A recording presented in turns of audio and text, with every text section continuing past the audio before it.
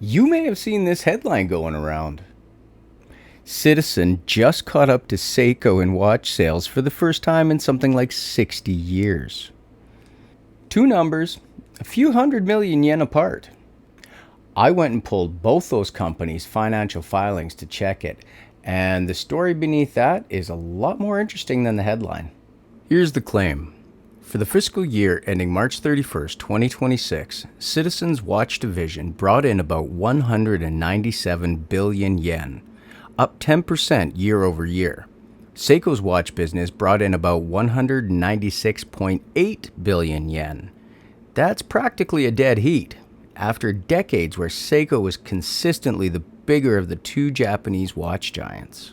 Citizen's side checks out cleanly. Their watch division, which is its own clearly reported segment, separate from their machine tools, devices, and electronic businesses, brought in 197 billion yen for the fiscal year ending March 2026, up 10% year over year, with operating profit up 38%. That's confirmed straight from Citizen's own financial disclosures. Seiko's side is where it gets genuinely interesting. If you go looking at Seiko's own headline segment breakdown, their reported watches segment for this fiscal year comes to 203.1 billion yen, not 196.8. So which number is real?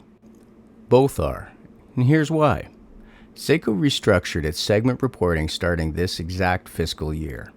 Starting this year, Seiko folded clocks into the same segment as watches. So their headline, watches, now includes clock sales that weren't in there before. But Seiko themselves disclosed the clock's excluded figure directly in their own investor presentation, printed right on the same slide in a footnote. Net sales of the watches business alone, excluding clocks, is 196.8 billion yen. That's the number that's actually comparable to Citizen's pure watch division figure. Sorry for the interruption, but I really want to know you guys' opinion on what Seiko is now classifying as their watch clock segment of their company. Check this out, and then we'll carry on.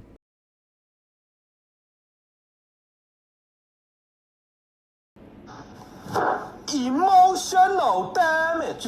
Whichever number you use, the underlying trend is real. Citizen has closed a gap with Seiko that's existed for decades, and it happened largely through Miyota-powered value and technology. For anyone buying, modding, or just paying attention to these two brands, that's worth knowing. The competitive gap that shaped a lot of buying advice over the years just got a lot smaller, however you slice the numbers. So both numbers are real.